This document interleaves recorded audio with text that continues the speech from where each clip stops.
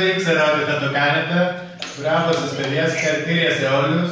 Με επιτυχία και με τη συμμετοχή της Υφυπουργού Παιδείας κυρία Σοφία Ζαχαράκη πραγματοποιήθηκε η πρωτότυπη διαδικτυακή σχολική γιορτή με τίτλο «Το μαγικό σεντόνι της πρωτοχρονιάς» που συνδιοργάνωσαν το Δημοτικό Σχολείο Σκούρο Χωρίου και το Δημοτικό Σχολείο Σαρακινών Πέλλας. Τα παιδιά στο σχολείο να πηγαίνουν συχνά, να μαθαίνουν το βίο της πατρίδας στα ιερά.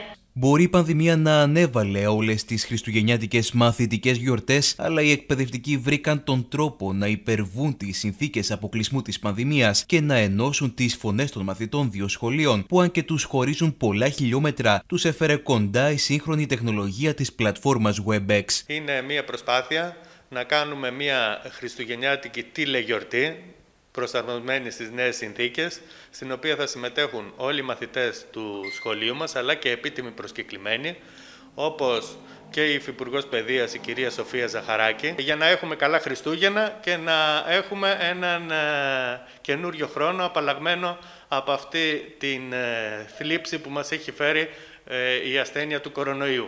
Η Υφυπουργός Παιδείας, Σοφία Ζαχαράκη, τόνισε τη σημασία της Ολυμπιακής παιδείας και αναφέρθηκε στις συνθήκες που αντιμετωπίζει η εκπαιδευτική κοινότητα αυτού του δύσκολου σχολικού έτους.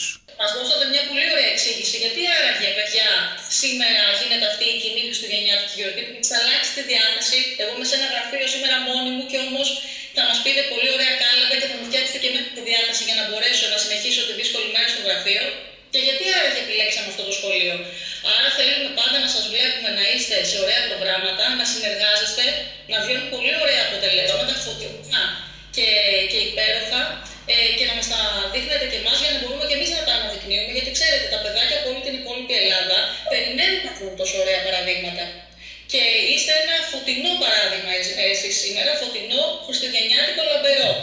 Για